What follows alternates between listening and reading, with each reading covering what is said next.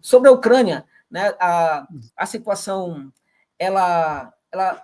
temos mudanças tanto no terreno, né, da luta, como também nos bastidores, digamos assim, né?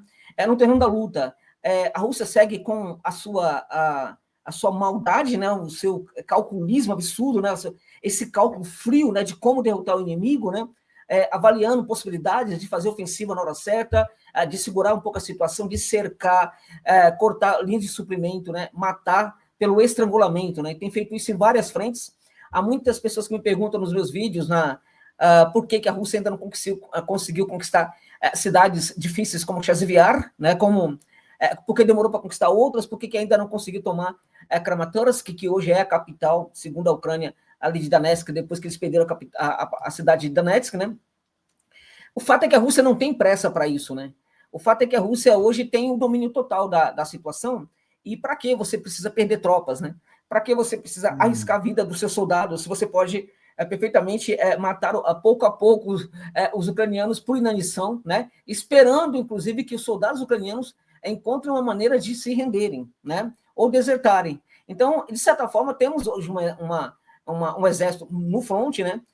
Que dá essa oportunidade para os soldados. Oportunidade que os soldados muitas vezes não conseguem também exercer em virtude de que o comando, né, de inúmeros, em inúmeras frontes, né, em inúmeras frentes de batalha, os comandos das unidades, né, têm a ordem para atirar naqueles que, não somente naqueles que se renderem, que derem sinais ali de que vão se render, de que derem sinais e tal, não, né?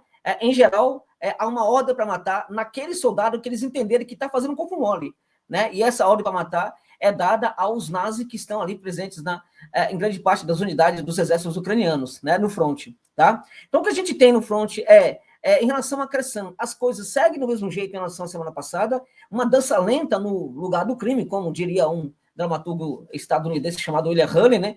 Uma dança lenta no local do crime, mas uma dança que está se processando, né? Então, tropas de leitura de terreno já fizeram ali a travessia, né? E espera-se que a Rússia faça uma grande travessia para a área de Kherson, a travessia do rio de Dnieper, né? Para pegar a área de Kherson, que ainda está sob controle das Forças Armadas ucranianas. O mesmo a gente tem em Zaporizhia, não houve mudança nenhuma em relação, por exemplo, a semana passada, a semana retrasada, a Rússia, neste momento, contornando as pequenas fortificações que estão à frente da grande cidade de Zaporizhia, que tem o mesmo nome do Oblast, né, da região de Zaporizhia, né? Então, nós temos esse cenário aí, né, que é mais ou menos semelhante.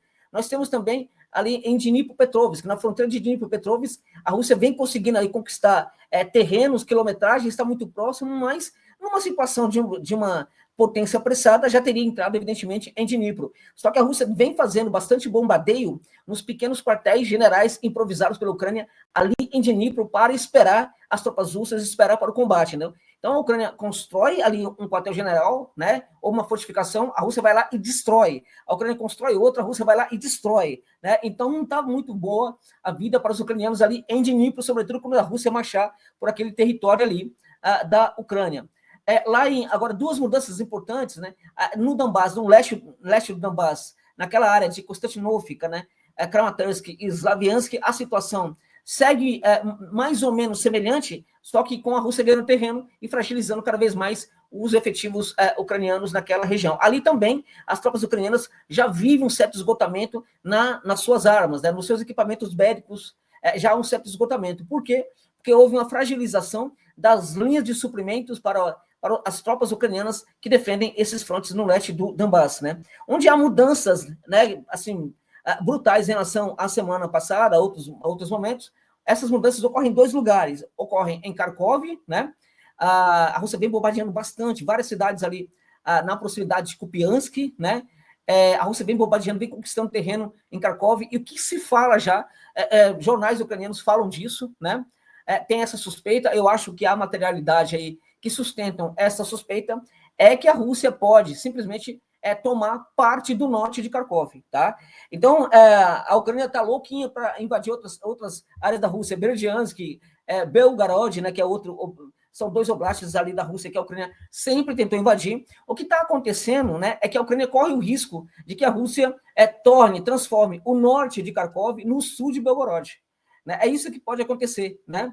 E neste momento, se a Rússia realmente resolver fazê-lo, não há como a Ucrânia enviar reservas para aquela área, tá? Porque pouco a pouco, né, mesmo tudo aquilo que chega para os ucranianos em Kupiansk, em Izium também ali em Kharkov, e que é mandado para Konstantinovka, para Kramatorsk, para Slaviansk, um pouco mais abaixo, mesmo essas linhas de abastecimento, elas também já estão se fragilizando pouco a pouco. Então, nós temos mudança ali em Kharkov, com a Rússia, né, intensificando as ações, ganhando terreno, e neste momento a Ucrânia teme de perder ali parte do Oblast de Kharkov, né?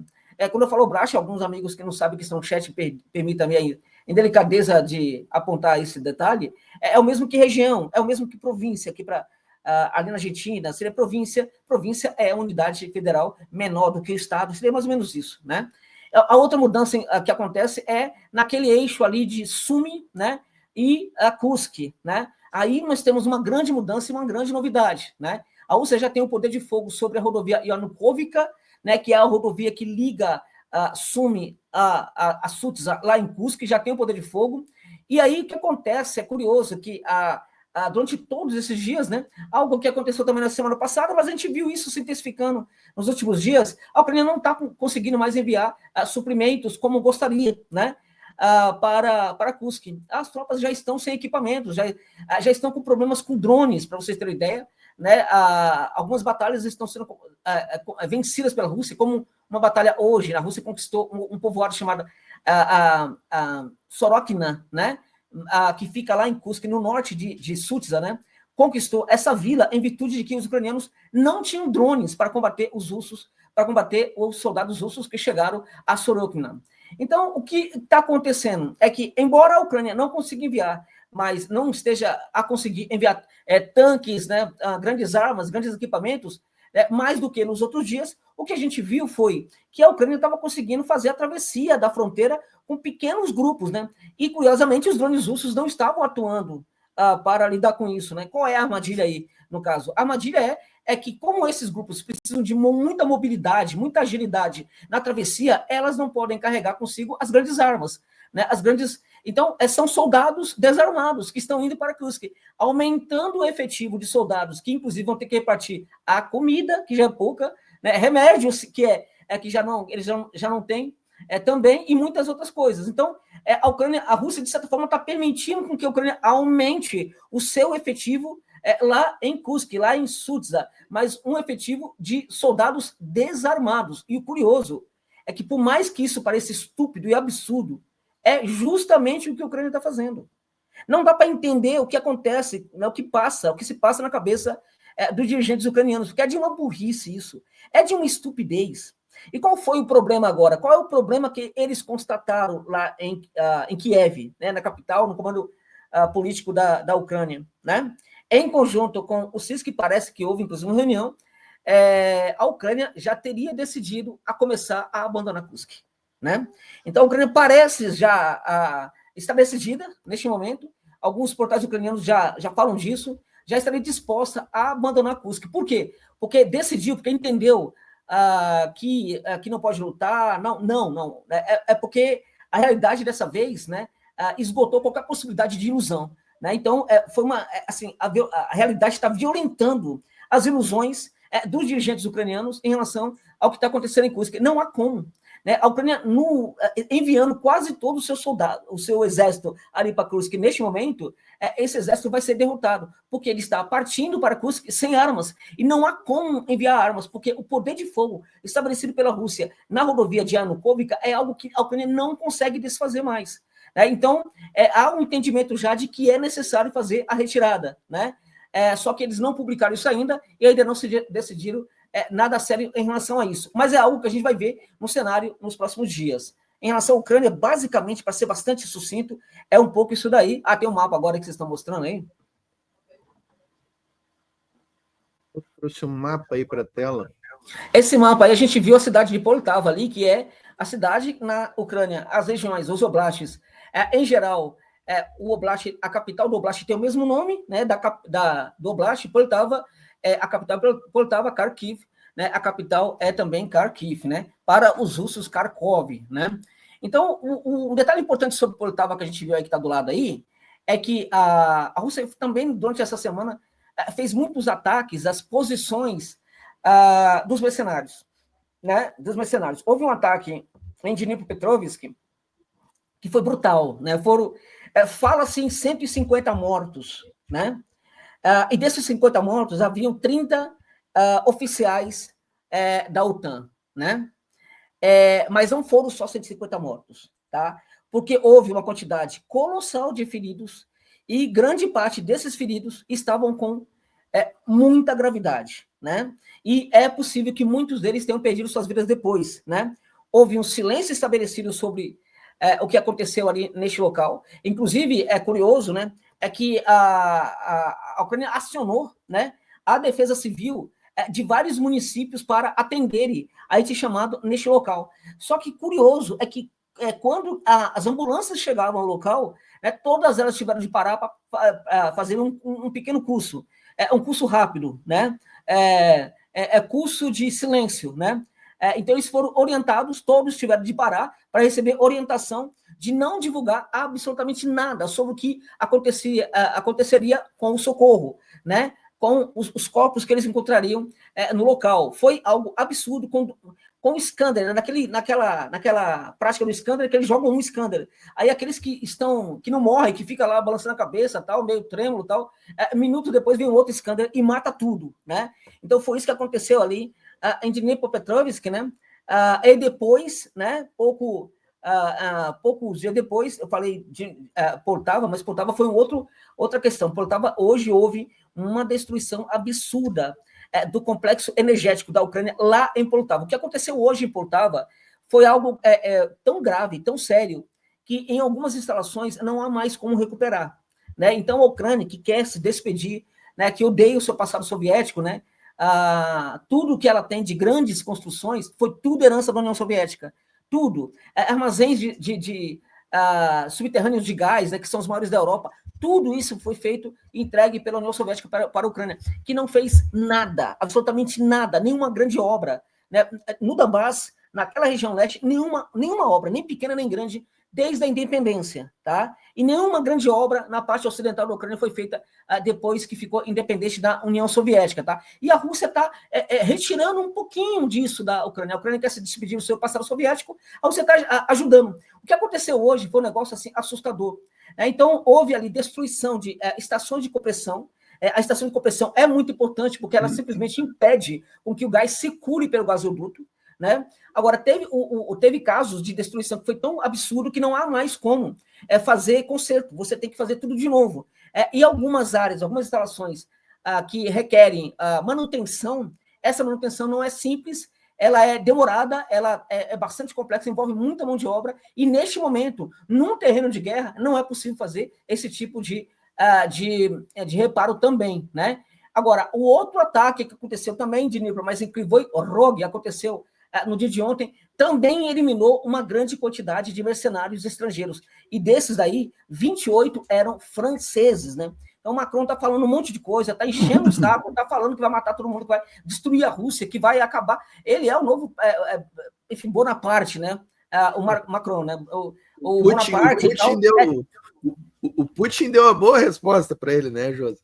Sim, né? Aliás, os russos são muito bons nessas respostas, né?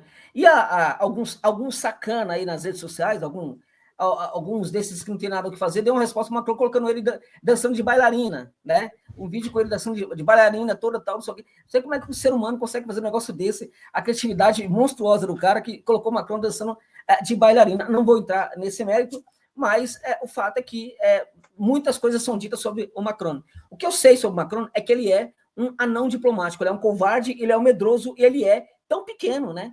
Que precisamos, né? Quando a gente analisa a geopolítica, precisamos de um microscópio para entender, para conseguir encontrar o Macron, para enxergar o Macron, né? E quando você encontra, você olha lá para o microscópio para encontrar o Macron, você vai encontrar um grande volume assim, que volume enorme, né?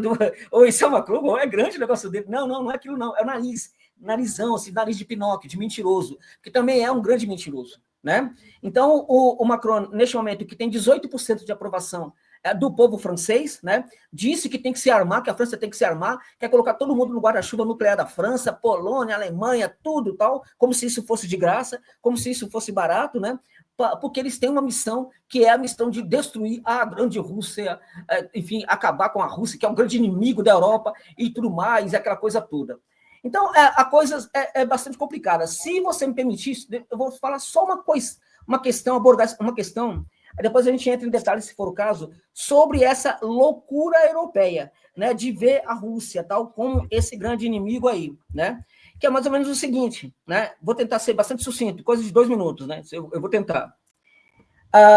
O que a gente está vendo hoje, nesses primeiros meses aí do governo Donald Trump, é um ensaio, uma tentativa profunda, tanto é que a resposta nos Estados Unidos, e a gente tem uma certa guerra civil em curso nos Estados Unidos em relação a isso, mas o que a gente está vendo, claramente, podemos já pontuar, é que há uma tentativa do governo Trump de desmonte do sistema imperialista, tal como a gente o conhece.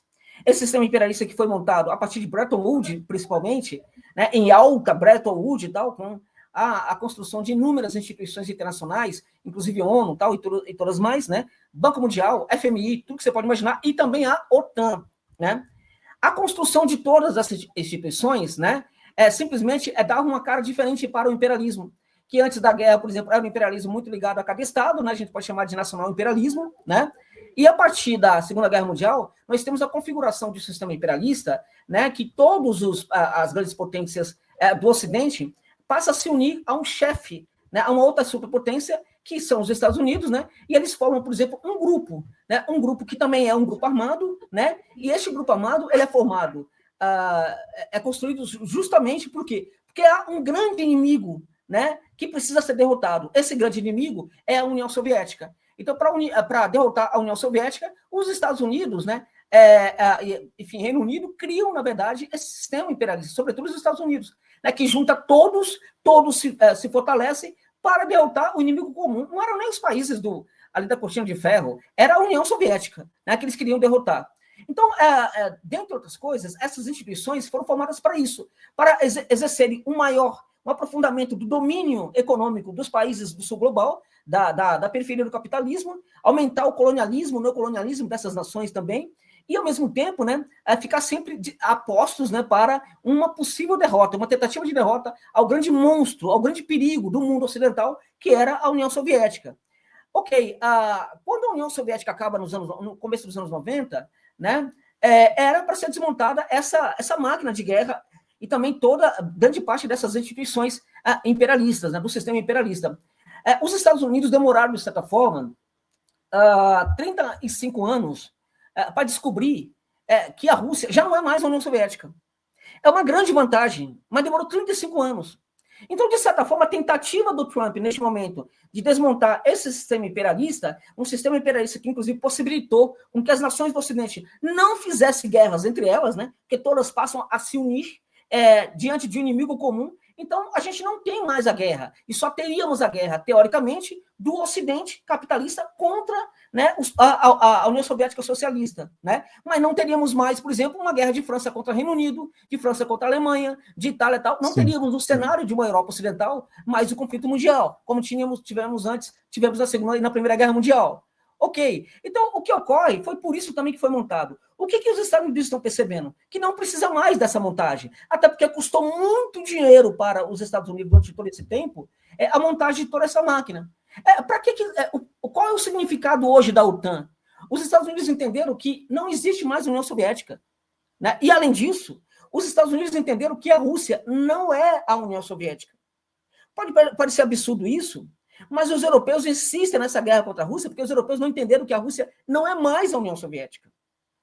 E quando a narrativa deles para apontar para todo mundo que a Rússia não é a União Soviética não funciona, né, eles aumentam um tiquinho a narrativa falando que a Rússia pretende voltar a ser a União Soviética.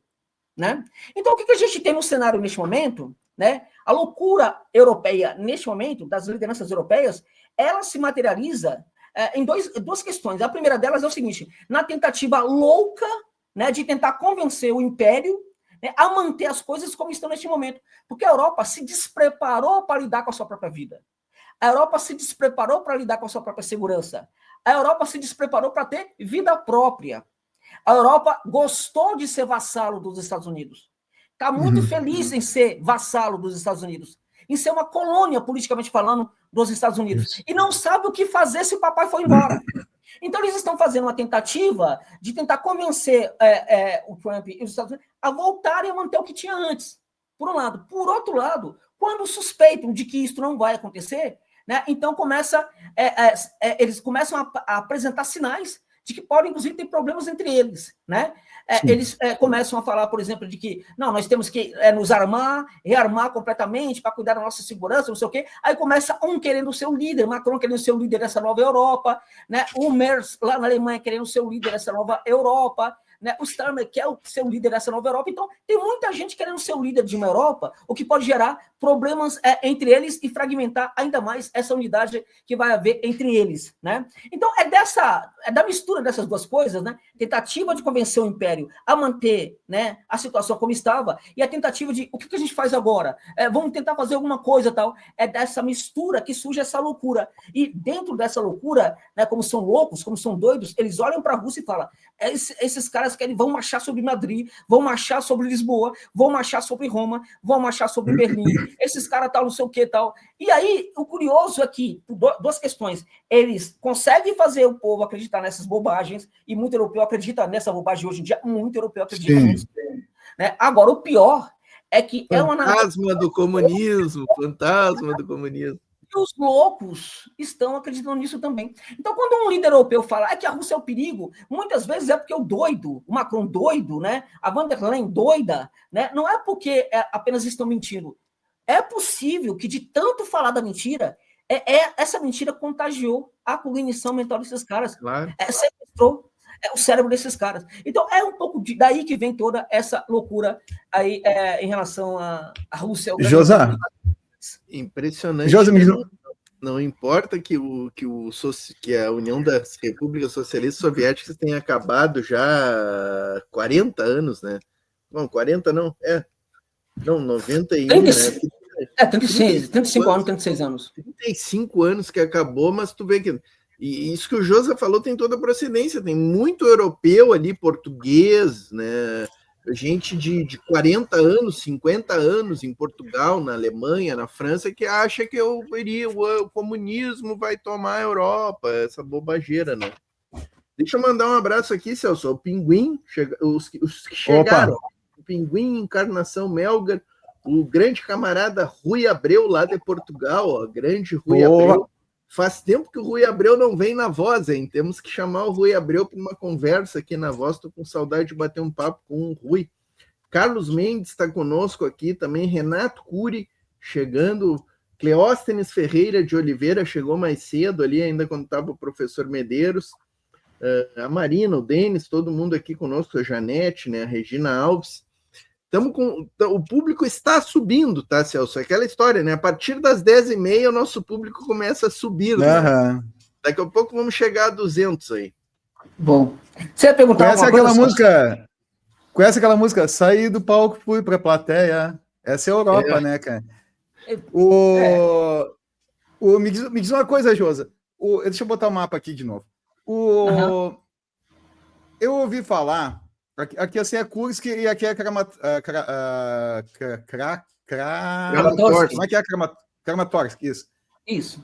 Essa parte aqui de baixo, aqui onde fica Lugansk e Donetsk, é a parte onde a Rússia já tomou, né? E o que eu ouvi falar é o seguinte, que o Trump teria chegado à conclusão de que se ele quebrar a China, ele quebra os Estados Unidos, economicamente. E que ele não tem como vencer de forma convencional a guerra contra a Rússia. Então, o que o Trump, como sendo um cara prático, né, ele quer fazer acordo com a China para ver áreas de comércio e com a Rússia para ver a questão da Ucrânia. Me disseram que o acordo seria o seguinte, que o Trump iria dar, sei lá, que a Rússia iria até o rio Dnieper e ainda por cima iria receber Odessa junto. Só que tem problema, cara. Como é que vai até o rio Dnieper se vai até Kiev, então? É isso? porque o Dnepr passa no meio de Kiev, né, cara? E eles estão recém aqui, ó, cara, lá né? Se daqui de Kursk de Kharkiv até Kursk dá 230 quilômetros, até Kiev aqui deve ter uns 1.000 quase ainda, né? É caminho, né? Como é que ficaria esse acordo aí? Ô, Celso, há muitas especulações sobre o possível acordo. Nós não temos muitos detalhes ainda sobre ele, o que gera justamente essas especulações, né? Na verdade, o que o Trump, pode ser falado o que for do Trump, mas ele tem uma visão sobre os Estados Unidos que é muito positiva para os Estados Unidos neste momento. Pode ser, inclusive, ruim para a América Latina no futuro, já que os Estados Unidos veem a América Latina como nosso quintal, né? Os Estados Unidos estão querendo dar o que ele chamava de um passo para trás e 2 para frente. Os Estados Unidos perceberam que ele tinha uma posição muito hegemônica e muito poderosa quando ele estava sozinho. Ele não precisa continuar sustentando a Europa. Daí a tentativa de desmontar esse sistema imperialista. Porque para esse sistema imperialista, os Estados Unidos pagam muito, gastam muito, e a Europa quase não entrega nada. Para vocês terem ideia, o Trump deu uma declaração, falando, acho que ontem, falando que quando ele chegou ao primeiro governo dele, né, ele olhou para as faturas lá, e ele entendeu que a Europa não estava pagando ali na OTAN. Não estava entregando a contribuição que tinha que pagar. Caloteira, não estava pagando. Né? Aí ele chamou todo mundo e falou assim, vocês estão pensando o quê? Vocês têm que pagar. Aí os europeus começaram a voltar a pagar, porque nem isso os democratas estavam fazendo, exigindo que os europeus pagassem por sua contribuição ali para a OTAN. Os Estados Unidos estavam colocando todo o dinheiro que a Europa não colocava. Aí os europeus começaram a entregar a parte do PIB que era equivalente ali à contribuição para a OTAN. Agora ele falou, não, isso é pouco, isso é demais. Muito mais. O que ele tá forçando, na verdade, os europeus a chegarem à conclusão, inclusive, de que eles mesmos talvez queiram romper com a OTAN para que ele não fique com esse peso. Mas ele quer acabar com essas instituições, tá? Porque custa muito caro para os Estados Unidos, assim como as guerras também custam muito caro para os Estados Unidos neste momento. Tá? Os Estados Unidos gastam assim, bilhões e bilhões com assim, quase 1.000, né, bases no mundo inteiro. É muita coisa, é muita gente. Os Estados Unidos, para vocês terem ideia, se os Estados Unidos deixarem de fazer a segurança da Europa, os europeus vão ter que gastar 200 bilhões de dólares. A própria guerra do Vietnã, Josa, a própria guerra do Vietnã foi para salvar a França, cara. E olha o que os Estados Unidos ganham com a guerra do Vietnã? Nada, cara. Então, de certa forma, tem todos esses momentos aí em que os Estados Unidos passam, né, a atuar, né, como um salvaguarda dos europeus e não consegue mais fazer esse papel. O Trump tem esse entendimento. Então, por exemplo, ele falou que vai fechar inúmeros consulados no mundo inteiro, né, tá fazendo uma limpeza total de várias instituições como a USAID, várias estão fechando também, né, tá fechando a torneira mesmo do dinheiro, né. Então, ao mesmo tempo, veja, só que aí tem um problema, né, porque assim, os Estados Unidos se meteram no mundo globalizado, né, a globalização é também a materialização de uma das etapas aí do imperialismo, né. A globalização era, na verdade, foi criada porque eles tinham essa ideia de que, como somos muito poderosos, podemos ir para o país do outro, né, colocar nossas empresas lá, tomar a riqueza deles lá completamente, o capital financeiro, né, bem tipo do imperialismo, indo para outras áreas para explorar e ganhar dinheiro lá nessas outras áreas. Tal. Então, abriu-se completamente os mercados, os Estados Unidos sabia perfeitamente que abrindo o mercado poderia perder, Brasil poderia colocar muito produto lá, Europa poderia colocar muito produto lá e tudo mais. E, ao mesmo tempo, os Estados Unidos também. Tal. O que é o entendimento deles agora? O entendimento deles agora é de que eles não estão ganhando muito mais com isso. Dentre outras coisas, porque perdeu ali em condição de tecnologia, está perdendo muitos sentidos ali, essa capacidade de dominar. Então, eles querem fechar a casinha novamente, né? É daí que vem essas ameaças de leis protecionistas, né? Porque esse Estado americano era assim no passado, era um Estado continua a ser, de certa forma, né? Mas pelo menos na narrativa não era, né? O que ele quer fazer agora é fechar completamente o mercado estadunidense para produzir, né, sobretudo para os americanos. Ele quer desenvolver o mercado de consumo também, muito mais, mas para produtos estadunidenses. O problema é que, como as coisas estão configuradas hoje, ele não tem muita condição para isso. Daí você está certo, quando você falou, por exemplo, que hoje, para uma guerra comercial com a China, pode ser a destruição dos Estados Unidos. Por quê? Porque no mundo globalizado, né, os Estados Unidos precisam, né, de vários enfim, produtos chineses no seu mercado. Os Estados Unidos precisam de insumos chineses no seu mercado. Precisa de produtos chineses no seu mercado. Por quê? Porque o produto chinês é muito mais barato do que o produto americano, né? Então, não tem como, não há como ele, por exemplo, romper hoje, ir para uma guerra comercial com a China e fechar completamente as suas fronteiras para os produtos chineses. Tanto é que, se você olhar, ele colocou tarifas para México e Canadá de 15% a 20%, que foram maiores do que a tarifa que ele colocou para o seu grande inimigo, que é a China, que foi 10%, em alguns casos 15%. E para a Europa, a partir de abril, deverá ser de 22% a 25%. Ou seja, o Trump está batendo nos aliados neste momento, batendo naqueles que ele sabe que pode bater, né? E, curiosamente, o Trump, neste momento, não está batendo naqueles que todo mundo achava que eles vão bater. Inclusive o Irã. Não há nenhum tipo de briga no horizonte entre Estados Unidos e Irã. O Trump não quer guerra com o Irã neste momento. Ele quer um acordo com o Irã. Tá? E, ao mesmo tempo, ele sofre a pressão dos sionistas dos Estados Unidos, né, que querem uma guerra contra o Irã, querem que os Estados Unidos apoiem Israel para que Israel faça essa guerra com o Irã com a ajuda dos Estados Unidos. Há essa briga hoje lá nos Estados Unidos. E, até o momento, ele está se impondo, tá? Com dificuldade, mas está se impondo. Mas e Gaza? Aquele negócio de Gaza, de ressorte. E o Panamá? Bravatas, né? Bravatas. Na prática, nada. Bravata. Ele faz isso para testar, para ver como as pessoas vão sentir, tal. Mas, e aí ele jogou isso daí. Quando ele viu que as comunidades árabes não poderiam permitir, não porque os líderes gostam da Palestina, ninguém gosta da Palestina, mas é porque o povo desses lugares pressionaria os seus governos de uma maneira absurda. Então, os países árabes falaram, não. O que ele fez? Recuou. Não tem ressorte em Gaza. Não vai ter guerra contra o Irã. Porque, veja, não há sentido em acabar com a guerra na Ucrânia e começar uma guerra no Irã. Não tem o menor sentido. Entende? Então, na verdade, é muita bravata. Ele jogou a bravata aí. Vou aumentar sanções contra a Rússia, tal, não sei o quê. Aquela coisa. Peraí, mas você não está do lado da Rússia? Pois é. Mas no meio de tudo isso, veio essa fala dele. Queria aumentar ainda mais as sanções contra a Rússia. Já não vai mais. Então, isso é para quê? Isso é bravata e ele joga pressionando com as palavras. Né? Mas isso é para os eleitores dele, né? A coisa que ele fala para o eleitor ama isso aí. Se ele mas também para assustar.